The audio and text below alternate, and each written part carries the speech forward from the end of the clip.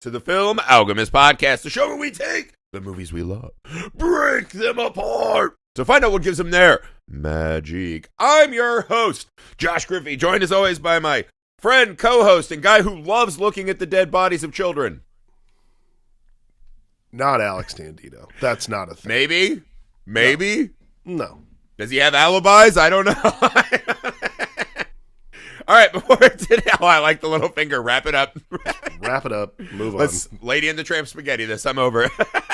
Before today's possibly revealing episode on Alex, a little business. People, it's official. We're on Patreon. Patreon.com/FilmAlchemistPod. The best way to support the show. The best way to grow the show. But more importantly, the best way to get the most out of the show for yourself.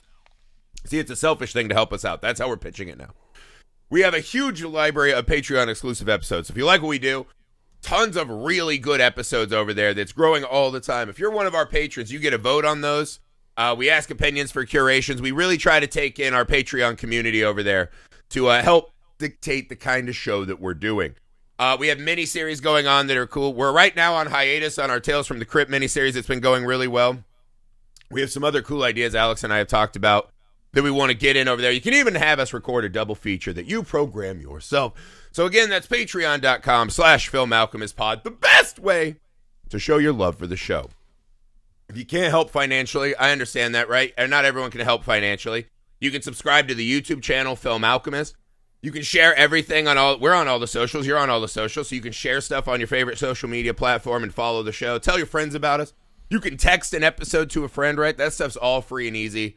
Helps the show out, right? You can make sure you leave 5-star ratings and reviews everywhere you find the pod. Alex and I love seeing those come in. It's really nice to see that people are digging the show. So yeah, do that everywhere. Those are all free and easy ways to help the show. If you just want to contact us, right? You have anything you want to hit us up with, filmalchemistpod@gmail.com. All right. Today, the pod's on summer break.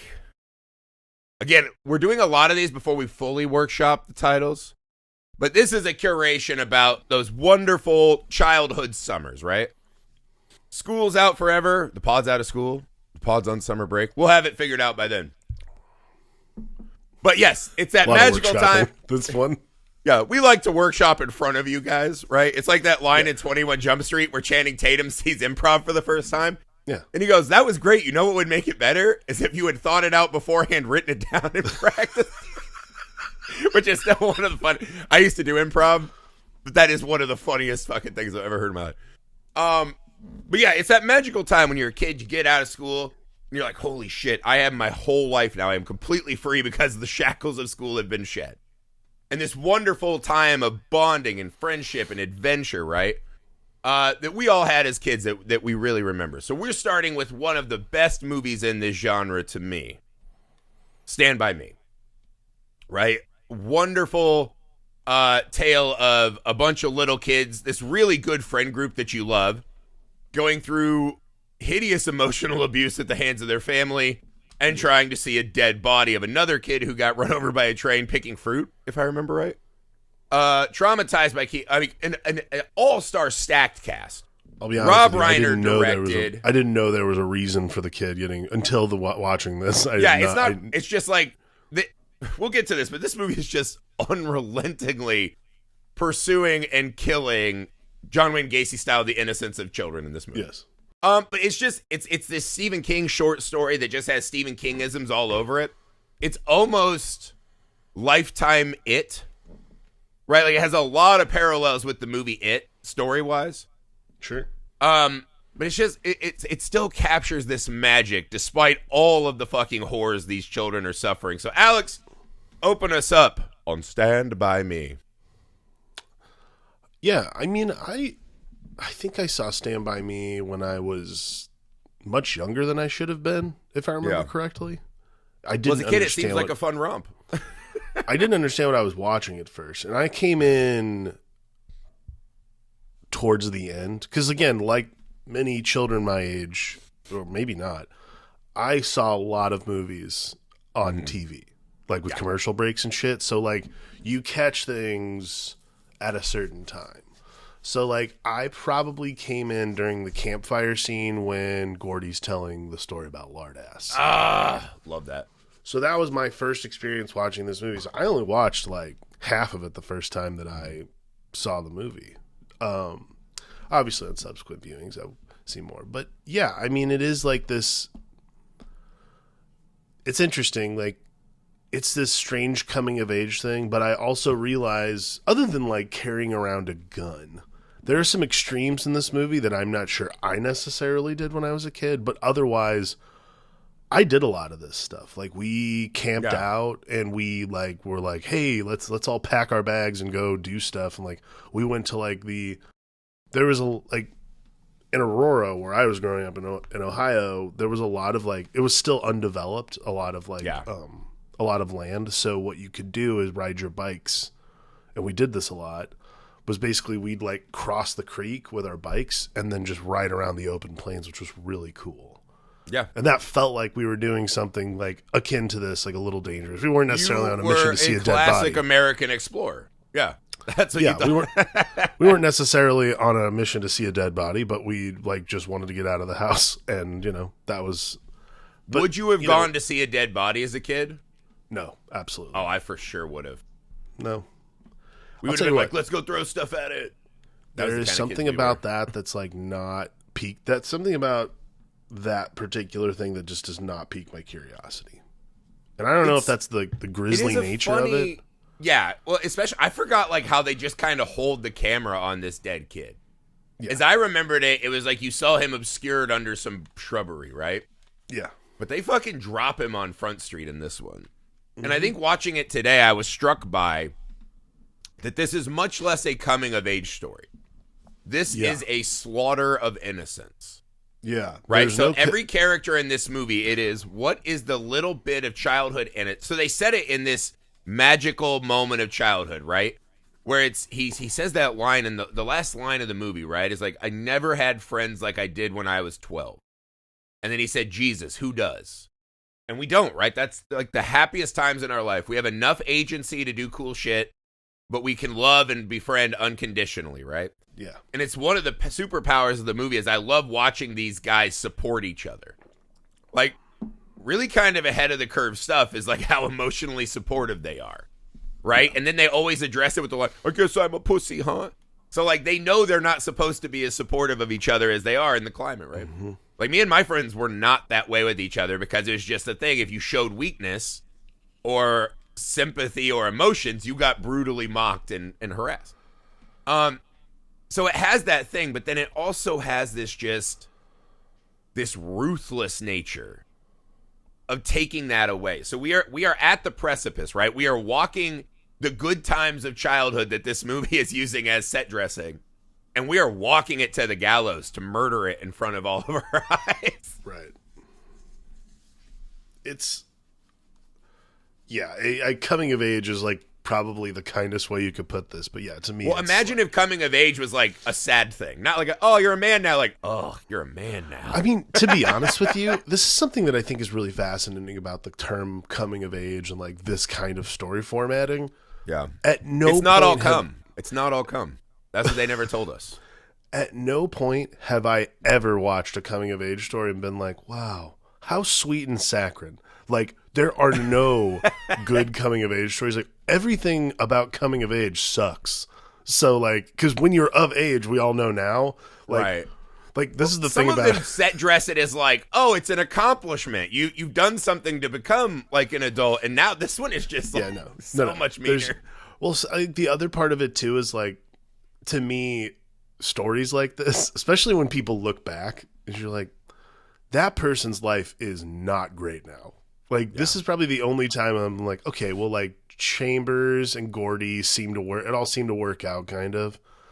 Like, Vern is a forklift driver with kids. Yeah, he's probably all right. He's just a normal basically, Joe. everybody but Teddy got out of the coming of age scot-free. Teddy's struggling, yeah. Yeah. But, yeah, the whole idea of coming of age is so just like... It is terribly funny, right? Because we do this thing where, like, we insult people now for having, like, Peter Pan syndrome, right? These men that just want to remain boys. They don't want to do man shit.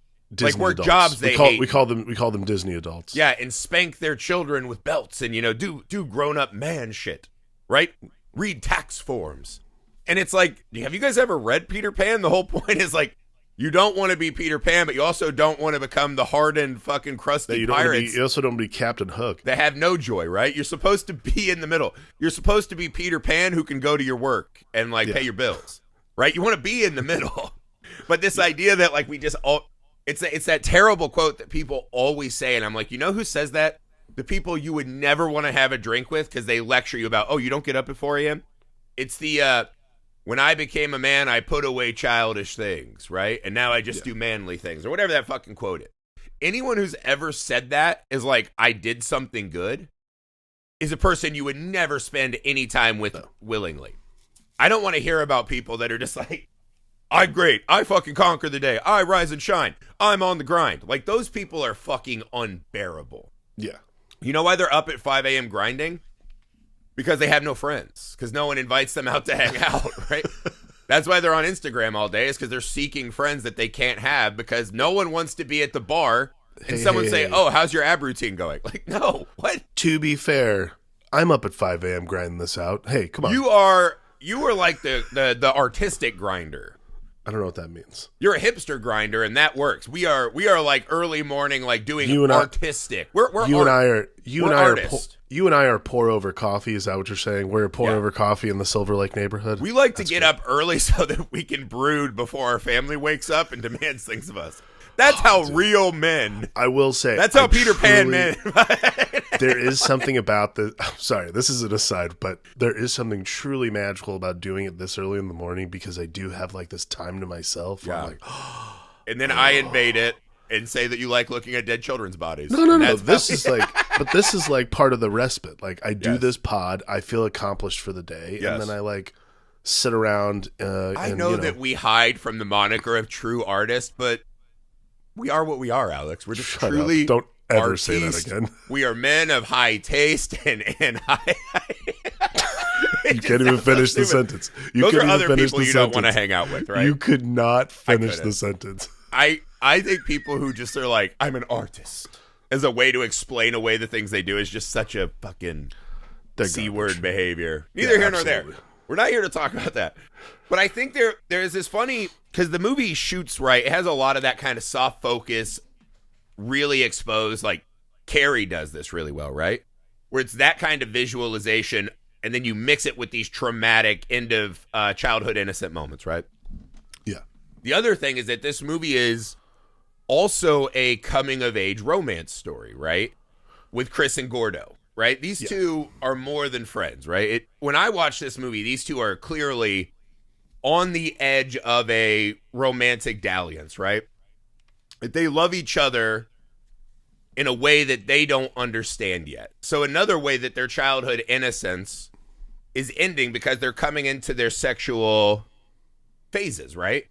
And I think these two really have this romantic entanglement that neither of them fully understand or know how to engage with, right? So all these things that are right at the edge. But what we're rooting for these kids as they are, right? We're rooting for Chris and Gordon, even if you don't read it as a, young gay relationship. We're rooting for that friendship because of how supportive and loving they are of each other, right? And the movie is just relentlessly attacking that. From Gordon dealing with the death of his older brother, who was a more traditional football star, all-American kid. Right. Where he's having nightmares of his dad saying it should have been you. He has that great line I love where he's like, I became a ghost boy over the summer. Right? Where his parents don't even recognize him because his older brother died. And the only time his dad talks to him is to say, hey, why can't you be like your dead brother? Right? Your friends suck. Denny's friends were great. From Chris Chambers dealing with he got fingered for a crime he didn't do, stealing the lunch money because some fucking shitty teacher did. Right. And we watch him break down crying like, who would have thought a teacher would not, an institution of like safety when you're a kid is you assume teachers have your best interest at heart, right? He has to realize he's not, and that he's Chris Chambers from the wrong side of the track. So to where he's crying, I want to live where no one knows me, right? Teddy having to confront that his dad is not a war hero, but actually tried to kill him, burned his ear off, and is now in an asylum. Yeah. right? And even Vern, whose older brother is fucking stealing cars and masking dead bodies, he's mostly all right. He's just looking for pennies, but he's also ruthlessly tormented for his body and his naive, positive childhood outlook. So this movie's just coming for everyone. Yeah. It's so much more threatening than I remember it. You know what's interesting? I think when I was younger, when I found out it was a Stephen King story, I was like, "Oh, okay." Now, as an older guy, that makes sense because of the ever looming day. Plus, they do the Castle Rock. Yeah. It's in that kind of doo-woppy phase where he loves to set his stories. Kiefer Sutherland is exactly like Henry Bowers, right? The knife and I mean, there's a lot of parallels to it and Stephen King that I never really picked. I used to be like, oh, this is such an outlier for Stephen King. And now I'm like, nope, that's exactly what this is exactly the movie. Like, it's almost like, you know, what's interesting is actually, if you read, for me, reading On Writing was very revealing. Oh, it's one of my favorite books. It's one of my favorite books. And it was very revealing in terms of understanding Stand By Me, because so many of the stories, especially at the beginning of the book, about his early life felt like they were straight out. Like, this is going to sound stupid. I know I've talked about this on this pod before, but that story of his babysitter farting on him is the kind of stuff that I'm like, that's odd. The Norman Rockwell facade with the fucking brutal, horrifying horror of life. Is that sour cream? Ah! Yeah. And he's like, The Stand. Wait, The Stand. Yeah, your fart knocked loose the stand in my ring. But what if the world was killed by a chemical attack? It's like that kind of stuff that's like nearly threatening. It's not threatening because it's farts, but like it's nearly threatening because like you have a babysitter. Your babysitter's supposed to be like another protector in your life, like somebody who's supposed to help you, and instead they're basically like, it's like if you early enough see that people, like adults, are not these monoliths in your mind. Like for me, when I was a kid, like adults were adults. Strong. They know everything. They'll be fucking knights when the danger comes. Yeah. They're supposed to be, they're supposed to be the ones who, and I think that's the crazy thing. Like, not now that you're a parent, it's different, but like when you're older, you actually do see your parents for like, you know, like I love my mom and dad, but they're also human beings. Like there are flaws in logic that they just like, that's what it is. Well, it's funny because, like when my parents split, right? My dad just left. Right. I still thought my mom was like the most perfect being in the universe, right? Of course. And to this day, I'm obsessed with my mother. Like I love no one on earth as much as my mother, right? Right. Even my own wife, who I love dearly, I'm still like a mama's boy. Sure. But once you get old enough that you have your own kids and this and that, you're like, oh, they're just other people. Yeah. That don't know shit. Exactly. And now I'm a dad, and you're like, I'm a dad who doesn't know shit. And you're like, what if a dragon was trying to get my kid? Would I have the fucking forearm strength to wrestle that dragon into submission? You're like, probably not. Yeah. But maybe it would get choke on my fat body while my kids can run away. It's a strange thing. Yeah, but see, this is the thing, right? There's this chant now in the horror community, right? That all horror is political, which is kind of this response to a lot of people who don't like horror movies that are, you know, telling stories about sexuality and this and that, right? Alternative lifestyle. Every good horror story is a destruction of status quo, right? And Stand By Me is absolutely that. Totally. And again, I don't even think it's a horror film, but it has those elements of it. No, I mean, so if every horror film is not fully political, it's at least social. It at least has to be, commentary or philosophical in a way about how we're living. But that's exactly what Stand By Me is. Like Stand By Me is about. It is crushing the status quo of a kid who is at the precipice of becoming a crushed adult. Yeah, exactly. You are on the edge. Everyone's standing on the edge of summer, and that's like the hardest thing about being young and being like in this like situation where you might not recover from something like this. Like there's and you won't. But this and is you probably won't. Right, probably not. But like this is also when you realize, you know, this is what we were just talking about. This is when you realize that adults are completely fallible. Like they're not these great protectors or these, you know, absolutely unflappable human beings of logic and reason. They're just human beings. And they Right. And in this movie, they're almost non-existent. And yeah, and not only are they almost non-existent, but also they are almost all horribly flawed in every single We way. essentially see two, right? Or we see three. We see the guy at the junkyard who's just like, I'm going to rip this kid a new one about his shitty dad just because he stepped on my property. Just because he stepped on my property, yeah. Granted, they did start going at his weight pretty hard. And Feldman gives off that kid that you would want to throw rocks at, but you can't because you're a grown-up. So I don't really like fully blame that guy for going in on him, right? You don't want none, don't start none, right? Sure, I guess. We see Gordo's dad, who is so distraught over Denny that he can't appreciate the son he has. There's even that wonderful scene, right? Because Cusack plays an ultra lovable guy, and he just is that guy. Everyone loves Cusack. Yeah. But he has that scene where he's like, are you ready for the football game? And his mom's like, you going out? And he's like, don't talk about girls. Let him focus. And then he's like, hey, have you read Gordon's story? It's really good. And his dad's like, see, he's not like he didn't see Gordo when he was still normal. Right. So now he only sees him, and it's this, fucking hateful thing, which as a parent you recoil at. Honestly, as anyone, we all had parents. And Well, you're just also, like, what a fucking shitty thing.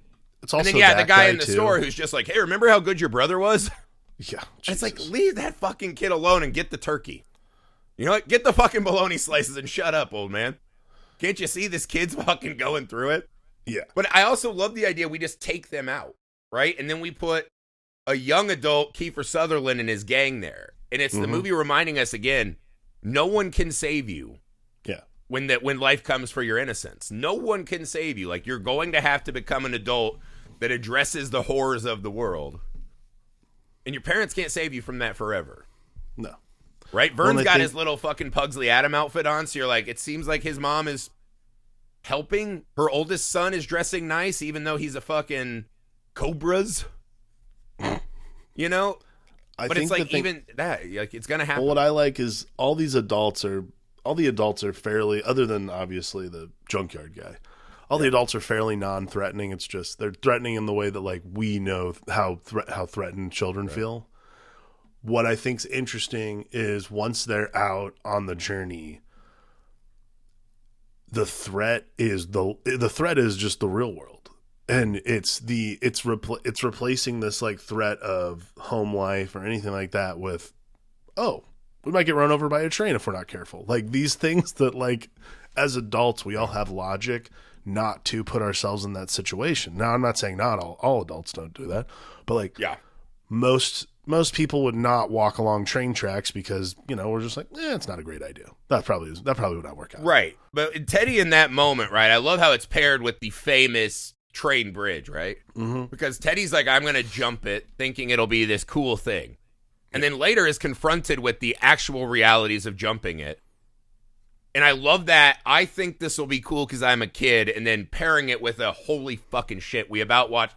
Honestly, too, I was like, Gordo, fucking leave Vern. If someone's that fucking helpless, you just leave them behind.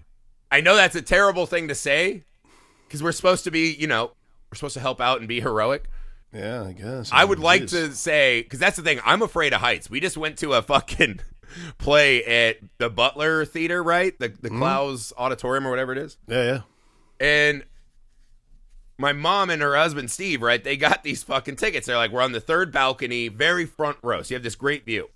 Yeah. As soon as I walked up there, I guess they didn't realize how tremendously bad my fear of heights is. So I got this like almost vertigo. I'm sweating. I'm fucking screaming at everyone in my row to stop looking over the railing. To the point where like we had to leave the auditorium, and then thank God it wasn't sold out. We were just able to walk down to the front like main floor and get it. But it was just this, if I was on that bridge, like that scene gave me fucking heart palpitations, right? Yeah. I'm very afraid of heights and I'm very claustrophobic. So I was like, I probably would have been Vern on that bridge. And I would expect nothing of my friends. I would be like, I'm just going to watch your asses run as I get fucking creamed by this train because I can't run. As a friend, I would not expect them to get fucking creamed with me. I'd be like, let me fucking get splattered. So that was my one critique of that scene is in my heart. I was just like, run, go ahead and run. That's the adultism. Like that's that adult, like I would expect my friends to let me die. Right, as but my when you're bones and legs are shaky and I'm glued. There's no way I could run across that bridge. Right, I'd but be when you're way too younger, scared. this is like the other thing too, is this is, to me, that's agreed. Like 100%, that's the logic of the I situation. couldn't do it. I'm dead. When you're young like that, though, there is that invincibility you still have. Like, there's something about when you're a kid, you don't That's realize. also scary because you can't jump because you're also afraid Yeah. of heights. I'd be dead. When you're young, there's that, like, you have no idea the mortality that's like just lurking around the corner. Like you just, which is weird because they're on their way to see the dead body of a kid. absolutely, that's the But irony to me. It's a philosophical idea to them for most of the movie. Of course, it's this abstract thing, but like to me, who could imagine something as horrible in this world as a dead kid? I mean, to me, that is what's like so pivotal, and obviously it's an iconic moment in a movie now, but that's what's so pivotal about the train scene, is that like it's facing this mortality that we all deal with like all the time. But when you're a kid, you don't think about that because your life's just starting. Like you don't like, I think about my own child's mortality. I guarantee you it's never crossed his mind. Like, oh, never. It's one of those things where you're like, there's no way to cure that. Like, it and you just don't is want him what to it have is. it either. No, you don't. You Like, don't want because your that's 5-year-old to be thinking about, because that's the end that of stuff. innocence. That's the beginning of the end of that innocence too. Because so, like, we when they're know all that life addressed- and that headspace, and it's not good, man. No. It's not like my wife talks about that, how I have this like absurd anxiety of like every scene I see, I'm like, well, this could go wrong. And I'm like, well, I write, and I used to write for a show, 1,000 Ways to Die, and like my brain is very trained to think about. Oh yeah, I write a lot of horror stuff. That's what I write. And so my brain is trained to see a scene and be like, where's the monster? Mm-hmm. And I do that all the time. It never shuts off. I have a lot of anxiety. Right? And so you see that, and I'm like, I definitely don't want my kid. Like, I have these neighbors who, I don't want to say they're fucking idiots, but let me put it as they lead unexamined lives, right? Like, they don't ever seem to have the burden of thinking about the consequences of what they do. I don't want them to then have it, right? Because I know how miserable that is. You want to live in a world where these fucking dummies are free to run around. But I think that scene and then the chopper scene, right, are these really pivotal moments in the movie. Because the chopper scene is great, where they chopper sick balls, right? They know that this giant junkyard dog is going to kill them. Yeah. And they see it, and it's just this cute, normal dog. And he has this line where he says, this is where I learned for the first time the difference between myths and reality. And then the immediate thing that follows is Teddy's myth making about his dad being crushed as this old man goes in on his dad. And that we watch Teddy just get broken. Yeah. And the movie is this fucking constant assault of the reality crushing the myth. Yeah.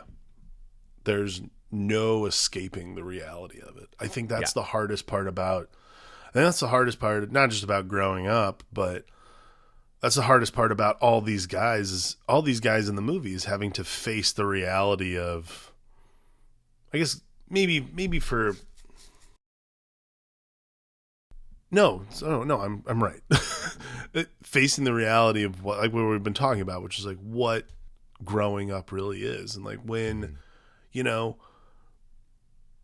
adults aren't, like when an adult pockets the lunch money you stole and fucking blames you for it anyways, those kinds of things, like you're like, oh wow, like people who that protection you're supposed to have is losing, that is terrifying.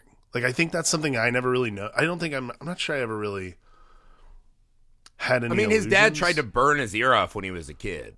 Well, like, yeah, no, that's wanted to actually hurt and maim this child. Right. No, that's Teddy. Like I think all of them have this situation where they all sort of like all their myths become reality.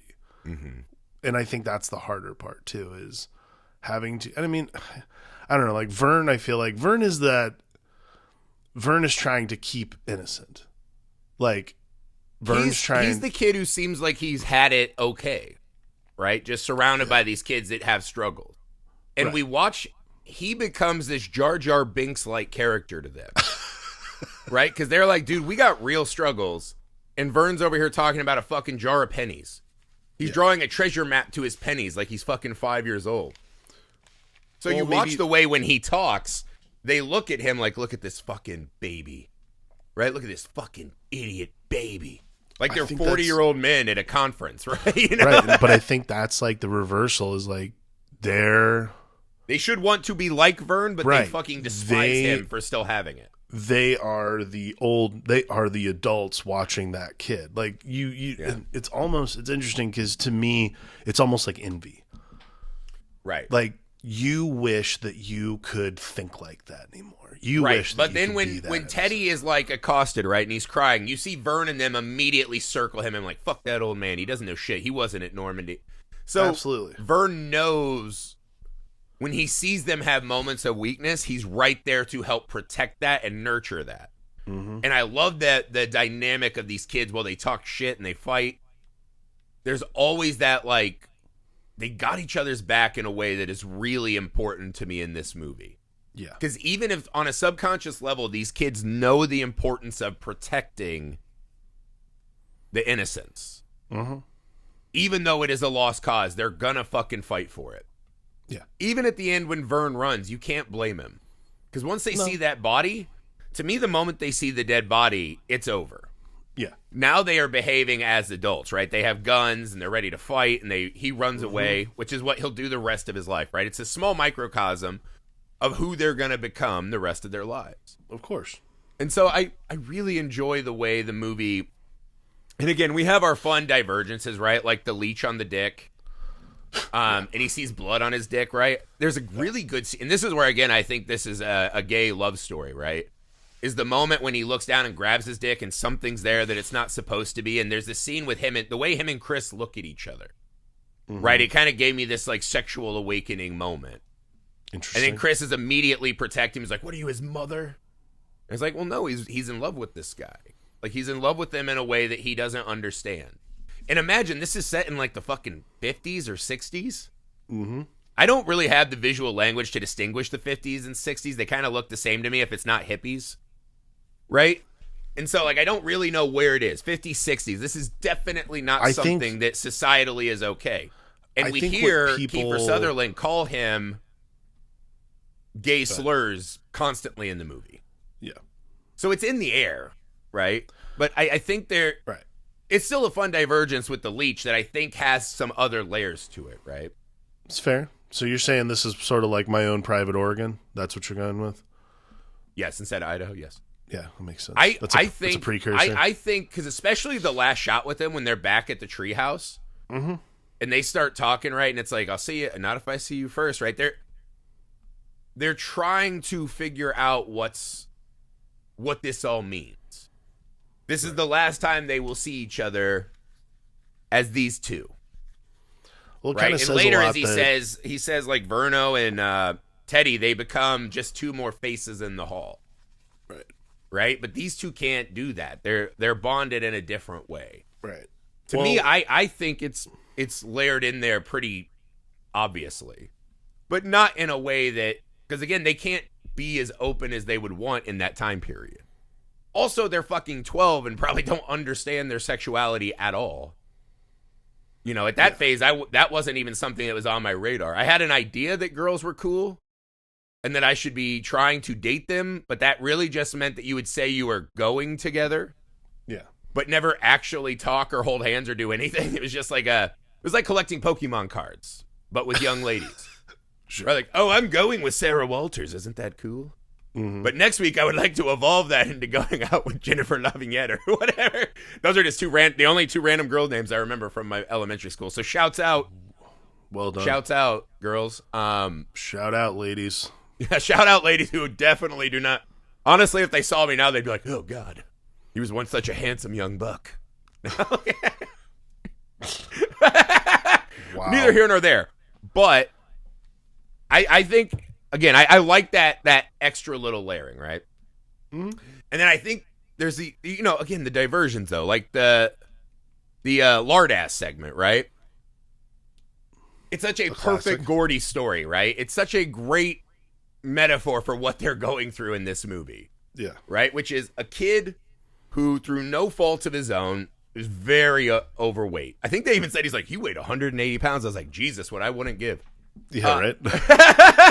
And everyone called him lard ass. They would beat him up. They're fucking terrible to this kid. even as he's coming on the stage, the old men in their fucking dumbass antler hats. Yeah. Like a thing I think that is dying out, but was big when I was a kid, is like elk lodges and shit. Mm-hmm. Where it was like old men would go to a place where they could drink, but ensure that no women would ever be around. Yeah. It's just a weird idea. Right? And then they would go boom, ba, ba, boom as he walks by, right? Even the mayor's like, Lard asked, oh, sorry. Like the voice who's trying to be okay. There's a shot of this giant lady in the crowd also insulting him for his weight. Yeah, I'm like, lady. They paint this really good and clear picture, right? It's a childish portrait of bullying. Right. There's no gray area. It's very distinct. And so it's set up at this pie contest, right? And the guy who's like the pie champion is like this tall fucking like probably 32 but looks 55 because he works in a mine or some shit. And he's like, don't you dare win my pie eating contest, boy. And you see everyone fucking traumatizing him. And then he starts going to work and he's eating pies. We find out he drank a whole bottle of castor oil and eggs. Right. And it's funny because I always laughed at it, right? All the throwing up is really funny. Yeah. When I was watching it last night, I was thinking about how fucking sad that story is. Because it's not a moment of victory for him. Lardass is going to go back to school and they're going to say he threw up and caused all of this tumult. It's another thing that is going to be weaponized against him for the purposes of bullying. Yeah. But that he didn't care because for one moment he got to inflict suffering on all of them. As he even says, right? And then when the mayor puked on his wife's tits. And then when the smell hit the crowd, that's when Lardass's revenge really happened. And it's like, the moment of reveling in this disgusting revenge, but also realizing that you're the one who's also covered in it from head to toe and will be for the rest of your time here. I mean, it's funny because it's this childish, simplistic story. But the weight of that to get revenge, he has to first hurt himself. That was really interesting. What I think what's interesting about the Lardass story is that it's the ultimate kid story because what you're talking about is the consequences. Right. Like that is the adult. Like, cause I agree with you 100%.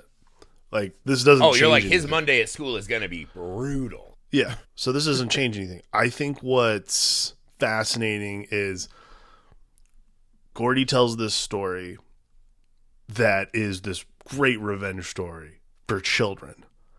Like that I think is the harder thing to grasp. And that to me is like for somebody who probably is more further along in losing their innocence than the rest of them. Gordy tells a story that he's trying to at least like this is like clearly he's trying to hold on process to something this. even if he doesn't fully understand. He's trying to process something, but also trying to hold on to what's left of his innocence because that's an innocent story. Well, the responses are great, right? Because Chris is just being the uber supportive, like you're a great storyteller. That's great. Yeah. And Verno's like, that's great, man. That's great. Did he have to pay to get in? No. Oh, that's great. What a great story. Yeah. And Teddy is the one who goes, what happens next? Yeah. And Gordon goes, that's it. He got his revenge. And Teddy's like, because Teddy knows. Teddy's seen the other side. Yeah. Teddy knows that there's going to be repercussions for that. Right. So he understands that, self-damaging nature of the story instinctually. Like, right. So I love that. I love that moment. Because it's doing so much more work. I just remember it for the vomit cannon. Yeah. But it's doing so much more work than I remembered. It's a great fucking scene in this movie. Right. I think that... we haven't talked about Kiefer Sutherland at all. This was kind of his jam for a while, was being like the teenage evildoer. Yeah, I mean, like... He's really good at it. I mean, if I was going to give... He's very good at it. But also, it's one of those things where I'm like... I understand what he's doing, and I also thought it was cool in Lost Boys and all the other movies he's done this. The only real scene in this movie he has, I guess, is he's gonna burn Chris with a cigarette, but probably not. Right? He's just it's when they're at the body, or it's when he runs that fucking trucker off the road with the Final Destination logs. Like that guy's like an old man who has a job. Yeah. Right? And he has that cool line where he just goes, I won, and swigs a beer. But he's not excited about it. It's like he's building this myth too. Because the adult onset is the death of myth making. Yeah. But he is rebuilding himself as an adult myth that is childlike and is not long or happy in this world, probably. Like, the fact that they made it to adulthood means he either got or is in jail, probably. Do we ever know how old he is? Because he looks very young.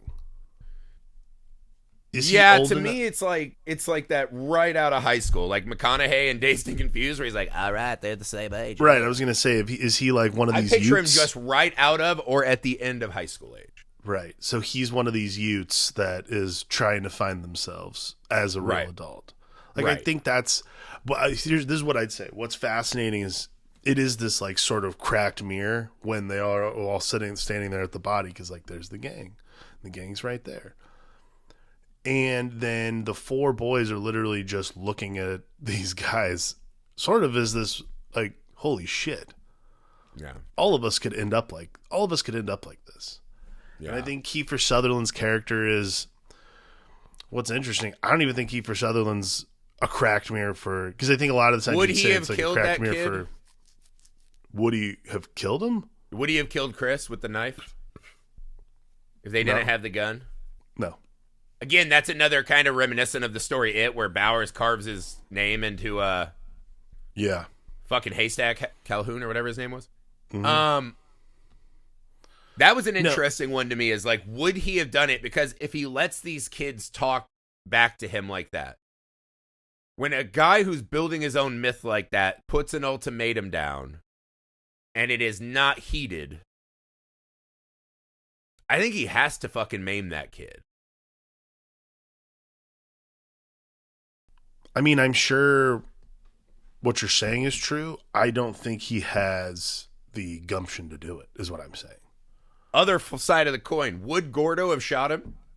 No, not at all. On some level, so you think this is two kids, their myths collide and neither one wants to give up the idea? I wouldn't even say it's that. I think it's two myths trying to make themselves by playing chicken. Right, so which we just saw him do to... I mean, that old guy could fucking be dead in that truck. We don't know. Yeah, but see, that's different. You're punching up towards adults. Right. When you have children, like, this is the thing about... So even he has reverence for the dead kid in a weird way. I think, to me, this is the thing about the bullying. The whole concept of bullying in this movie is that it's all a put on. Mm. Being a fucking hooligan and running a logging truck off the road, that's an actual crime, and he should be prosecuted for that to the fullest extent of the because law. He doesn't kill them after this, he probably was. Yeah. But basically... We're looking for a guy with the worst fucking tattoo ever on his arm. Oh, them. Yeah. Right there. Have you seen this garbage tattoo? He's probably blonde, too. He's right there. We just saw them at the dime store buying a bunch of fucking Jurassic Park Band-Aids. Right there. Or I guess for that Betty Boop Band-Aids, those guys right there.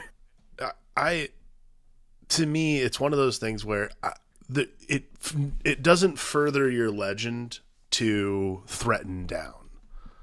I think that's the bigger. Well, also they're technically there to be heroes because they found the kid, and so adding another kid to that. Yeah, exactly. There's only supposed to be one body. If you add another body, there's a difference. Throw his ass in the river, dude. No, there was these colliding moments, right? Yeah. Where Teddy's willing to fight, Chris is standing his ground. You're gonna have to kill me, almost as if Chris is like asking for it, which was weird. And then that's when Gordo comes in and he's like, "This is done." Like, almost as if he is a holy warrior protecting this site. Like, are you fucking kidding me? This kid's body. Like, we're here for something more important. I think that's the thing is that's when we see that's the Gordy that grows up, is the one who steps in and is once they hit the dead body, they are now all their adult versions, it feels like. Here's another thing. He has that great line where Gordy's like, I didn't know. He's like, even if they didn't follow me, I was still going to that body. I didn't know then why I had to see that kid. In your mind, why does he have to see that kid? Well, I mean, this is the thing about Rob Reiner. I don't really think anything's particularly subtle in this movie when it comes to that. I mean, to me, the reason he goes and sees the Him dead and kid. Stephen King are both not masters of subtlety. To me, for me, the reason is because he's addressing this unspoken brother death. It's right. something that I think there's the line when he sees the body where he has Why to did he have to confront die? this idea. And it's another way to confront Denny. He's like, I didn't cry at his funeral, this and that.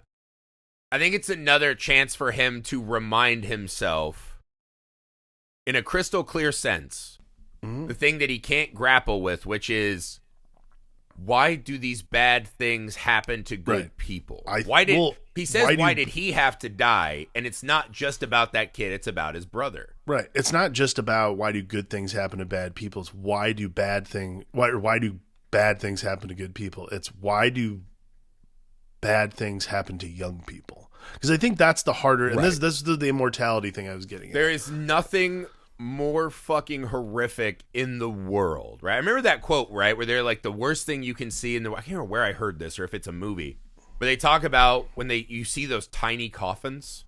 Yeah.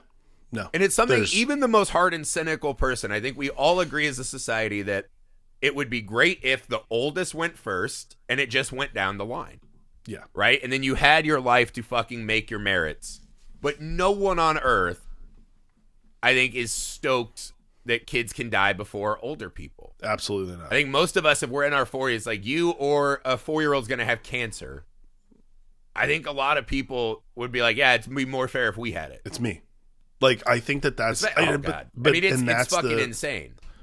But that, to me, is what seeing that body, like,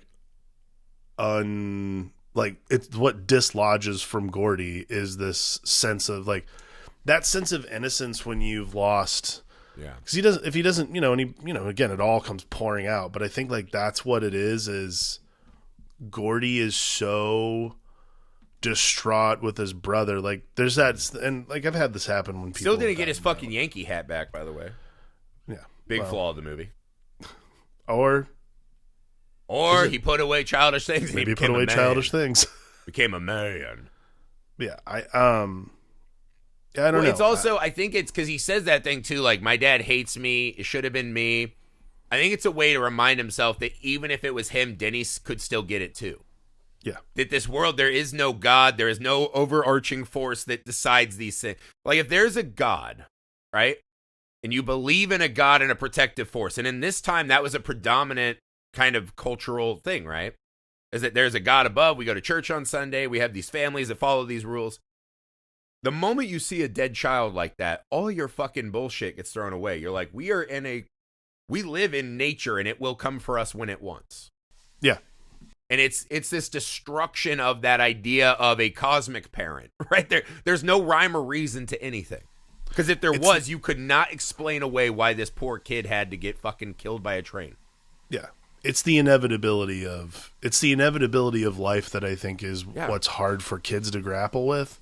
Yeah. So when Gordy kids base everything on it's fair or it's not fair, and you're like, life is not fair ever. I think that's the thing is it's the black and whiteness of children's logic. So when the gray creeps in, it's so hard to readjust your thinking in that way. You can't go back to being a child that believes in the rules, right? Right, exactly. When you're like, that kid got run over for nothing. For nothing. Right. There's no rhyme or reason to that. And it's this beacon that calls them. That is the signifying for. It even talks about when we left and went back home, we pretty much didn't talk. Yeah. That bond that they shared through the movie is pretty much gone now. It's fucking sad, man. And at the end, I think when Gordy's saying, I never had friends like when I'm 12, I think it's that. I think he lost a person he really loved. I think there's a lot going on in that. His kids are saying, let's go to the pool. Like, he's now the dad that doesn't see his son as well. Because he's opining a lost lover. Yeah, I was going to say, actually, it's because he's opining his lost love. Yeah, I mean, I think that opening scene, when it hits him, it's hard. Because I think Chris was his first love. Yeah. And I think it's... Because he even says... And again, it's the unfairness of it. That Chris is a guy who just stood up for what was right. 2 men got in a fight at fast food, and Chris tried to break them up, got stabbed in the neck, and died almost instantly. Yeah. He didn't get a heroic speech. He didn't get like he did something heroic. He just tried to do something good in the world and was fucking brutally chewed up and spit out. That Chris, this heroic, brave boy we saw the whole movie, just fucking died on the floor of a fast food restaurant for nothing. It's the saddest thing when It's the body that he really wishes he could go visit one more time that's gone. Yeah. Right? It's It's the this saddest adult version of that journey. It's the saddest existential. Yeah.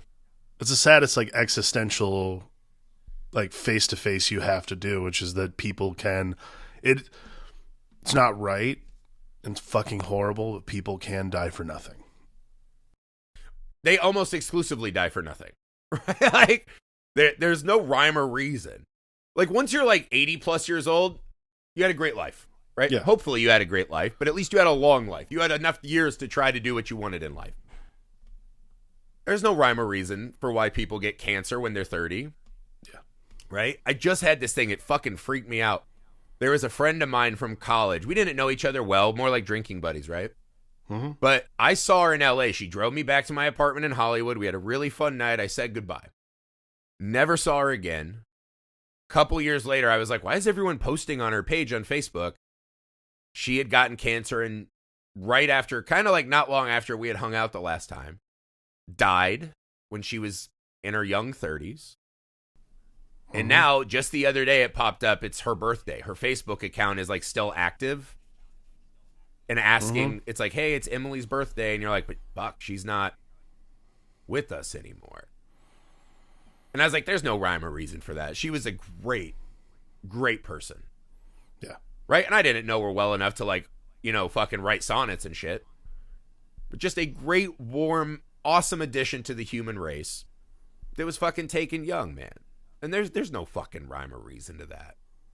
And I think that's the real fucking subtle, not subtle. It's not subtle at all.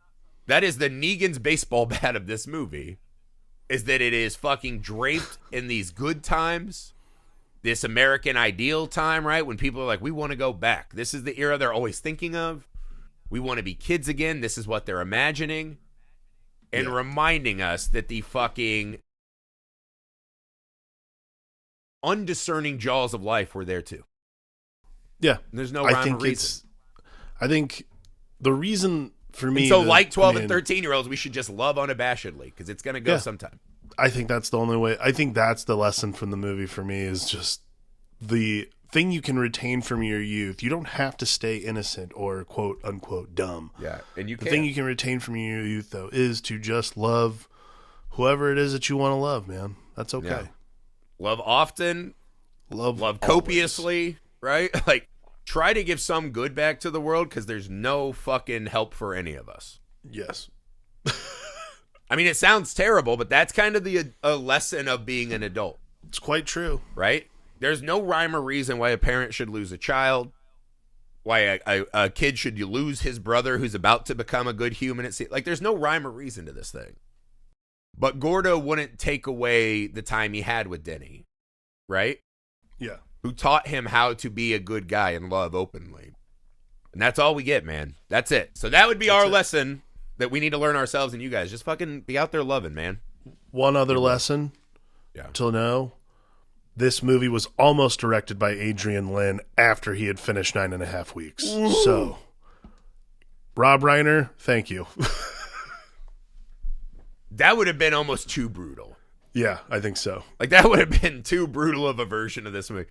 It's also kind of sad. We can't really end the episode without addressing kind of the elephant in the room when you talk about this movie. Is that River Phoenix died young and tragically. He did. Very tragically. Had some struggles, died from an addiction problem. Mm-hmm. Kind of, we were talking about this before the show, kind of cracked open Hollywood at the time. Like, he was going to be this, he was like the guy for a moment. He was on the verge. He was, and his he was passing 20... away let Leo come into Titanic. There was like this big fucking ripple effect. He died at 23. Horrible. And this is one of the great kid performances. He's so fucking electric in this movie. Yeah, I mean, he was great, man. He was truly great. Yeah, his death, I think, was so shocking because it happened so publicly. Yeah. Like, I think that's like the other part too, is like at that point, the like kind of seedy underbelly of Hollywood was pretty much kept under wraps at that point. Like, and this was in '93, so like it was at that point, pre-social media, so like you knew but you didn't see. right? It wasn't a thing that you saw. So when it happened, it was so terrifying and shocking because that was like, you know, that was right. I think so. He had done My Private Idaho, and I don't remember when the movie Sneakers came out, but I think he had. But I think that was after My Private Idaho. But he was in Sneakers too. There's just a lot of stuff. You know, this is young Indiana Jones too. Like, this is a guy who people fucking loved. This guy. Well, young Indiana Jones was SPF, but the TV show. Yeah, I'm saying show. movie, but. Yeah. He really did. His absence led to so many careers, and also because of what happened to him, changed a lot of trajectories. I think like Keanu Reeves and him were very close, and it had obviously a profound effect on Keanu Reeves in a lot of ways. So it's just horrible in general, but it becomes this fucking ghastly presence in the movie to know that this kid Chris that we're watching in real life also died young and tragically, kind of like Chris in the movie. It's just something that you can't really watch this movie anymore without that specter of the film, which actually adds a lot of weight to the journey we're doing. Yeah. I think because it is one of my favorite like group of kids cast. Yeah. I think without River Phoenix, there would not, if River Phoenix had lived, depending on what kind of help he would have been able to get, I would say there probably would not have been a Leonardo DiCaprio if River Phoenix. Yeah, there probably would have. There probably would have been, but to a much. But later lesser it became degree. the thing, right? Christian Bale had that quote where he's like, "All of us owe our careers to Leo saying no to things." Yeah, but it's a fucking Christian sad Bale and tragic thing. Christian Bale and Joaquin Phoenix, ironically, both speak on this a lot in interviews where they're just like, whenever Leo was doing an audition, we'd all pretty much, all right, so we're not going to get it. But like River Phoenix was that guy for Leonardo DiCaprio because like at least two major movies that that made Leonardo DiCaprio's career were things that River Phoenix was going to do, which was Basketball Diaries and Titanic. Yeah. So it just sucks, man.